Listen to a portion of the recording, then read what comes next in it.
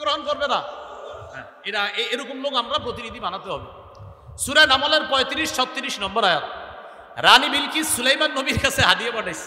হাদিয়া কেন পাঠাইছে? তাফসীরের কিতাবে আসছে।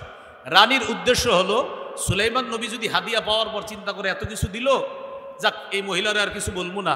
তো রানীর উদ্দেশ্য হলো সুলাইমান নবী তার রাজত্বে নিয়ে থাকবে, আর আমি আমার রাজত্বে আমি রানীগিরি করব।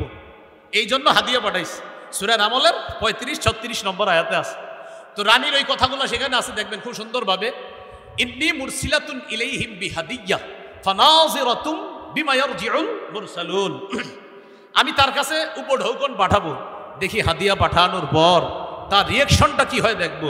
তো রানীর উদ্দেশ্য হলো যদি হাদিয়া গ্রহণ করে তাহলে বুঝবো যাক উনি ওনার রাজত্ব নিয়ে থাকবে, আমি আমারটা। আসলে রানীর উদ্দেশ্য সেটা হাদিয়া ছিল না, হাদিয়ার নামে ঘোষ পাঠানো ছিল। এই জন্য ঘোষ কাকে বলে? একটা হলো হাদিয়া, আর একটা ঘোষ। ঘোষ মানি ভাই ভালো আছেন আপনি? ঠিক আছেন তো?